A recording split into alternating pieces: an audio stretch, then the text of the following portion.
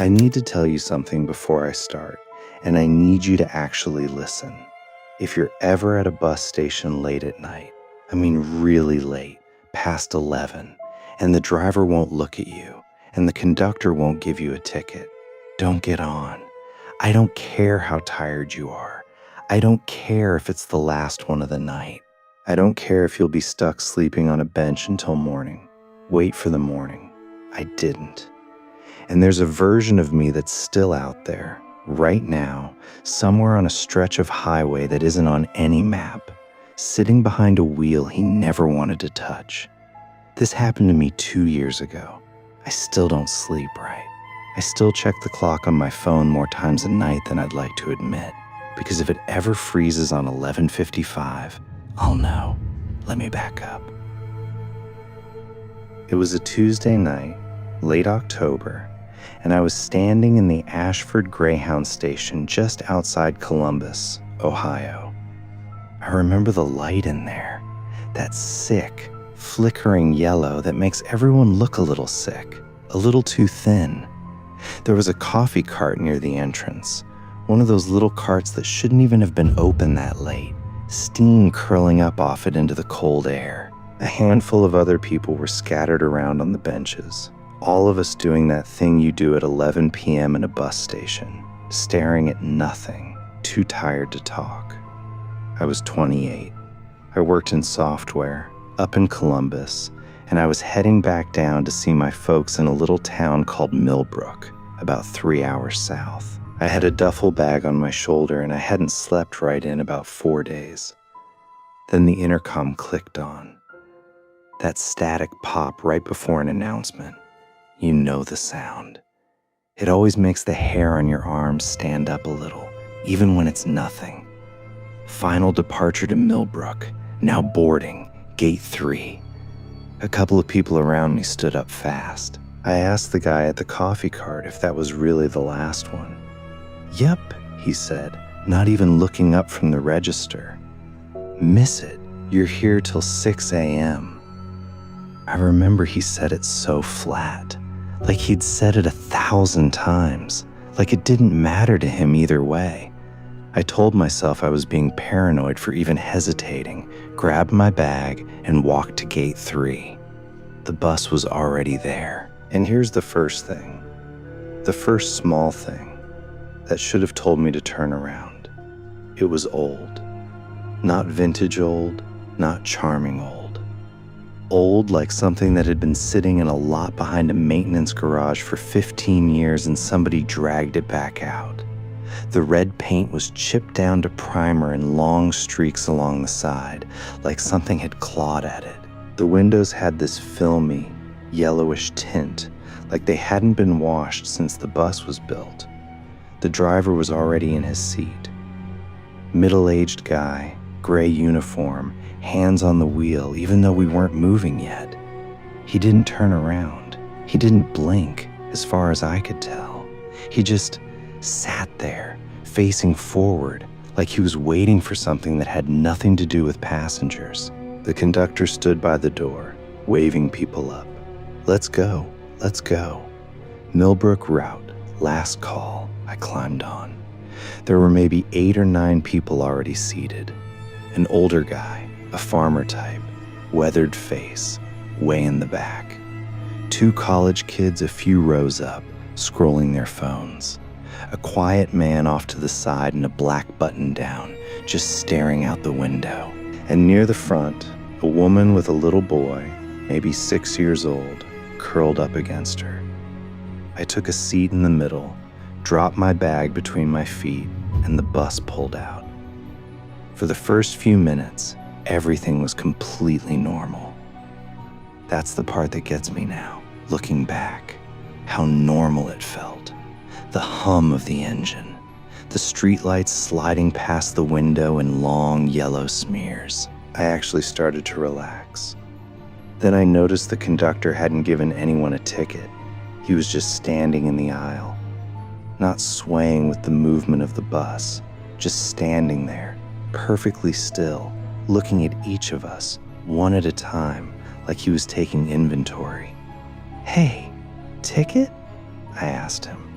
He turned his head toward me, smiled, didn't say a word. That's a strange thing to sit with for a few seconds. A man smiling at you and saying nothing. It's the kind of thing your brain tries to explain away.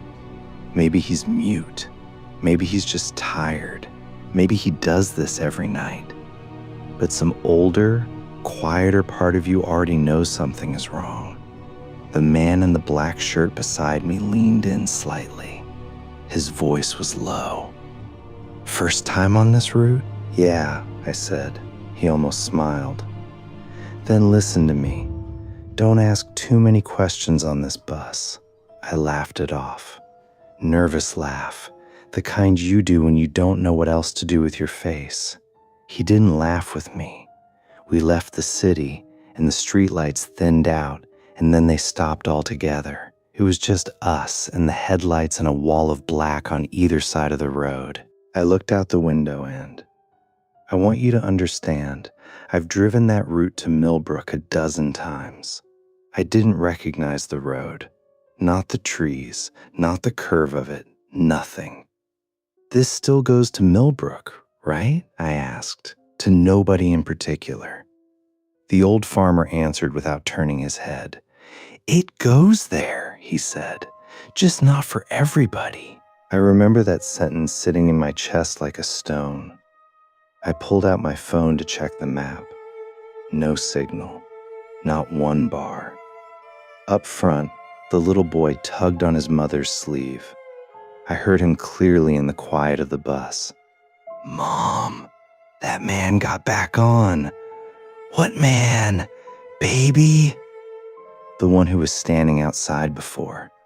I turned and looked out the window on instinct. There was nothing out there but black. No man, no shoulder of the road, nothing you could stand on even if you wanted to.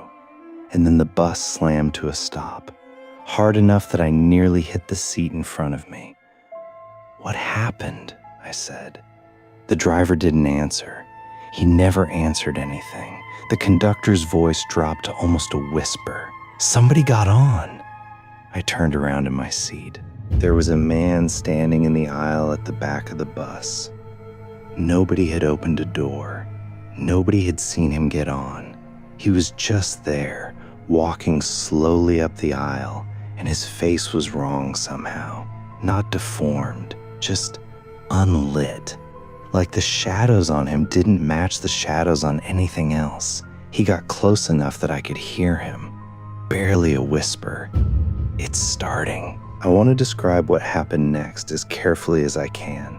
Because I've replayed it so many times, I'm not sure anymore which parts I actually saw and which parts my mind has sharpened with fear. But I'll try. The bus started moving again, faster now, and the temperature dropped. Dropped. I could see my breath. Sweat was running down my back at the same time my hands were going numb from the cold. And that contradiction alone should tell you how wrong the air in that bus had become.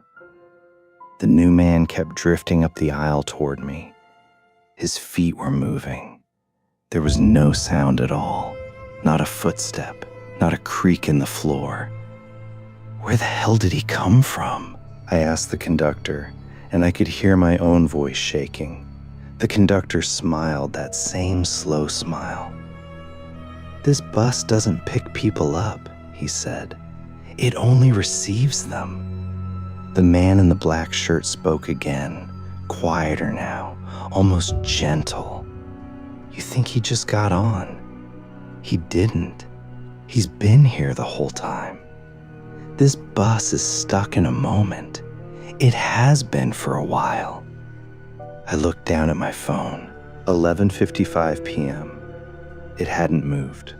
Not a single minute. The whole ride.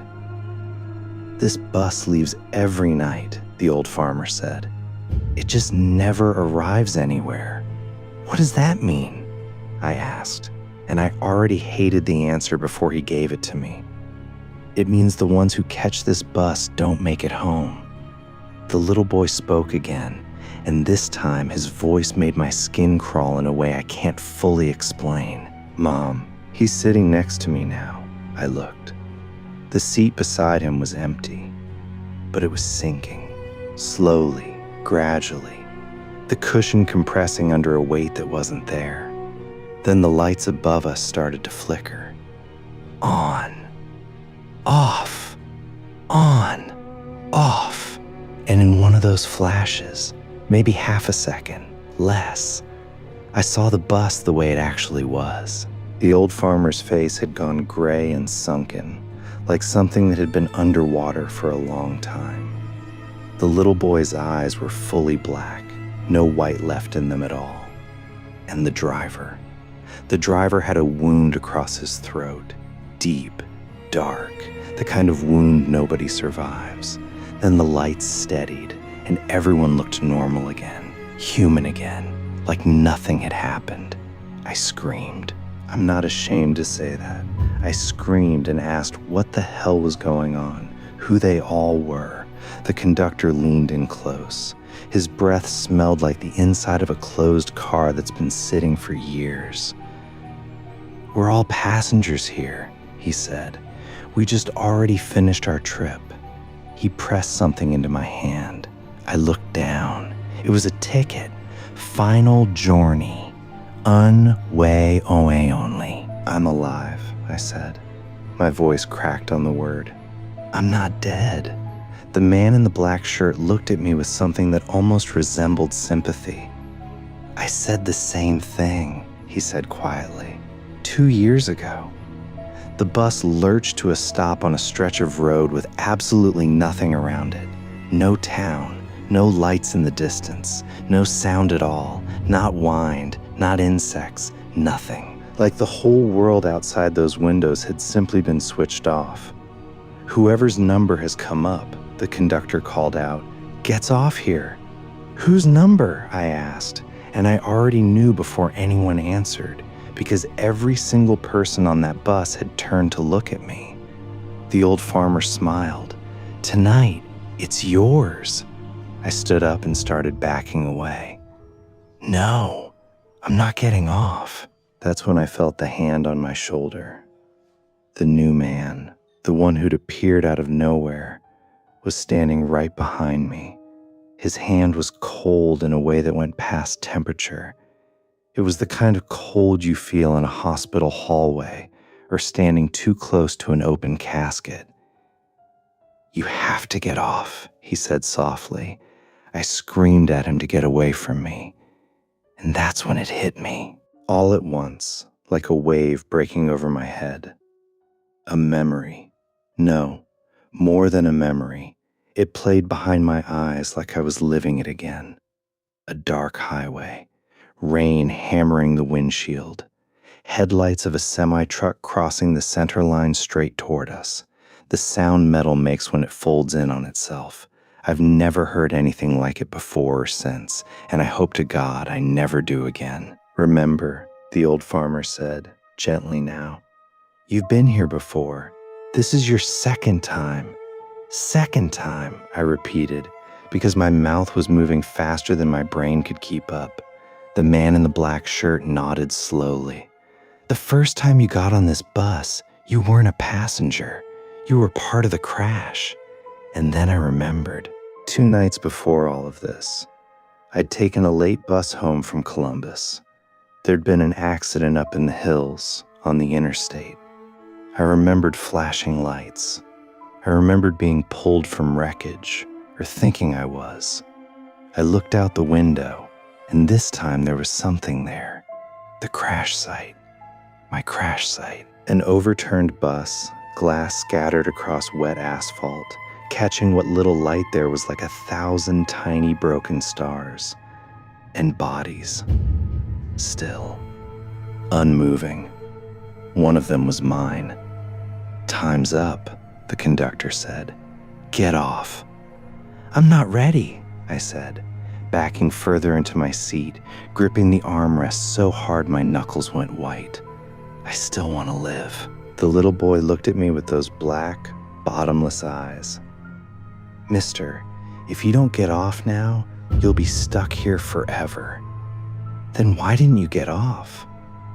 I asked him, and I hated myself for asking a child that question, but I was drowning in grabbing at anything. "I was scared," he said, so quietly I almost didn't hear it. The man in the black shirt spoke next. "I refused to get off too, and now I'm here permanently." I stared at that door. Outside, it was just black. But somewhere in that black, there was a thin, strange outline. A shape I couldn't quite make sense of. I took one step toward it. The doors slammed shut on their own before I got there. The driver's foot came down on the gas. The bus surged forward again, and I screamed for them to stop, that I'd wanted to get off, that they'd taken my only chance. The conductor just laughed. "You only get the offer once." Every single passenger turned to look at me at the same time, slowly, and every single one of them was smiling now. That same wrong, patient smile. "Now," the man in the black shirt whispered, "you're one of us." I looked down at the ticket still in my hand. The words had changed. Permanent passenger. The bus kept moving, faster than any bus should be able to move, and the road outside stopped looking like a road at all. No trees, no mile markers, no other headlights in the distance, just an endless, featureless dark that seemed to swallow the headlights whole before they even reached 10 feet out. "Where is this thing even going?" I asked, and my own voice sounded like a stranger's. "Where the roads end," the conductor said. And after that, I demanded to know what permanent passenger meant, half hoping the answer would be something I could survive. "It means you can never get off," the man in black said. "Ever." "There has to be a way out," I said. "There's always a way out."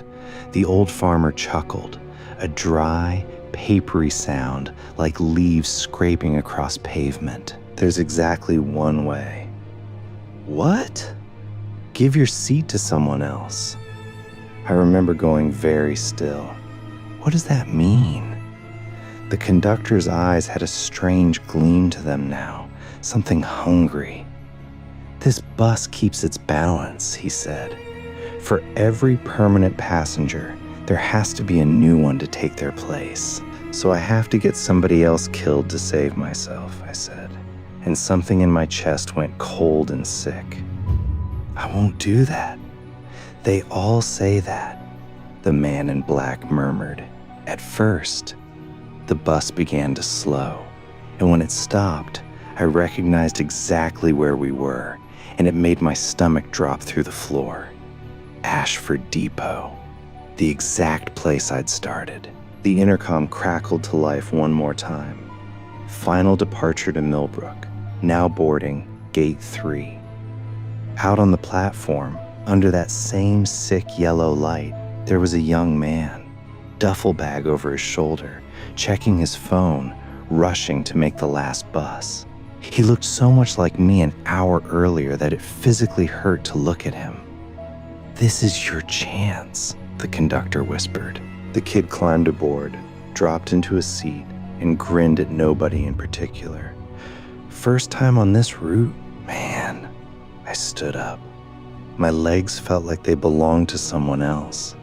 I walked toward him, and every single passenger on that bus was watching me now, waiting, that hungry patience on all their faces.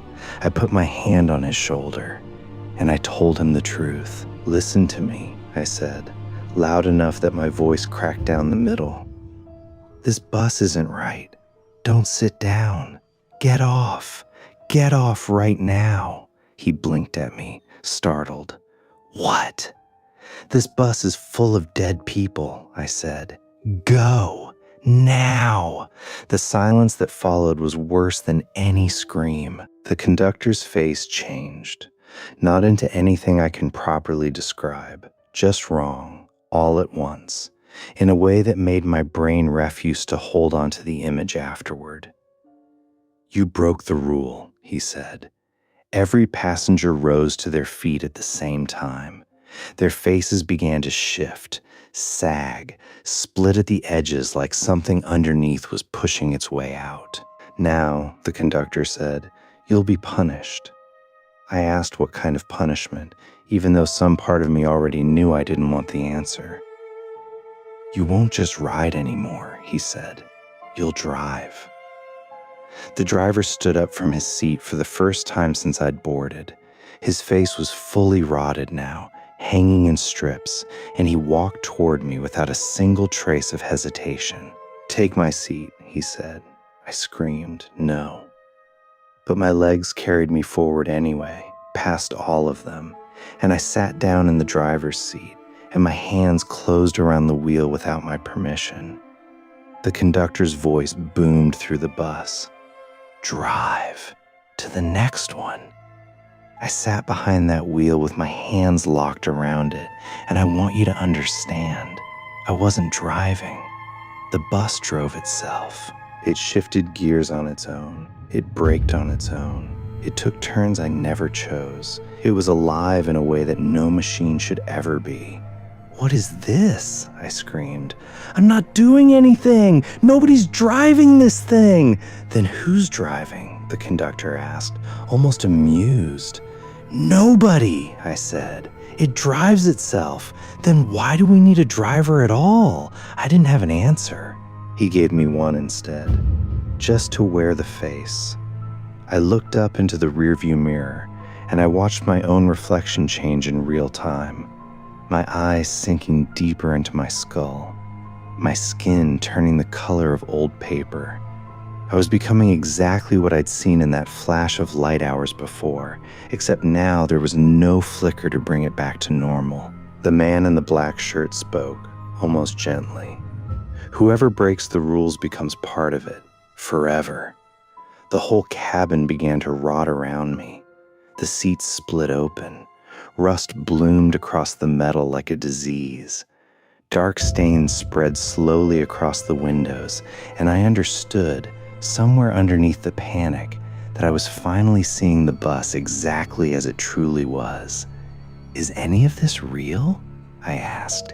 "This is the only real thing," the conductor said. "Everything before it was the mercy." The old farmer stepped closer. "This bus was never a vehicle," he said. "It's a door." "A door to what?" "Between the living and the dead." And then I asked the question I probably shouldn't have asked. Who started this? Who made this bus? Nobody answered right away. The silence stretched out long enough that I started to think maybe there wasn't an answer. Then the conductor leaned in, his face swallowed almost entirely by shadow now, and said two words that I still hear some nights, right before I fall asleep. "You did." And the memory came back whole. 2 nights before the bus, before any of this, I'd been standing behind the driver on that highway ride home, leaning forward to ask him something. Just a question. Just a small distraction. Half a second. Nothing that should have mattered. The wheel jerked. The bus lost the road. "You caused it," the conductor said, "and whoever opens the door becomes its keeper, forever." The bus surged forward one more time, and the Ashford Depot rose up out of the darkness ahead of us, exactly as it had the first time. The intercom crackled. "Final departure to Millbrook, now boarding Gate 3. There was a man standing on the platform, phone pressed to his ear, rushing, in a hurry the way I'd been in a hurry, the way that kid had been in a hurry. Tears were running down my ruined face, and I mouthed the words even though I knew he couldn't hear me through the glass. "Don't come, please. Don't come." The doors hissed open on their own. "New passenger," the conductor bellowed. "Welcome aboard." The man climbed the steps, glanced toward the front of the bus, toward me. "Hey, man, this go to Millbrook?" My mouth moved without my permission. "Yes," I heard myself say. "It goes there." The conductor smiled wide, and somewhere behind me, I heard the rest of them settle back into their seats, patient, satisfied, the way you settle in for a long ride you've made 100 times before. "Let the ride begin again," he said, and the bus pulled forward into the dark, and I have been driving it ever since. I don't know how I'm telling you this. I don't know what I am now, exactly, or whether telling is even the right word for whatever this is. Maybe you're reading this on your phone in a bus station somewhere, late at night, waiting on a last connection home. If you are, look up, check the driver's seat, and if the man behind the wheel won't turn around, if the conductor won't hand you a ticket, if somebody leans in next to you and tells you not to ask too many questions, get off, however you can, whatever it costs you, because some of us didn't, and some of us are still out there right now, somewhere past the edge of the map, driving toward a town that was never there to begin with, carrying a full bus, forever one seat short.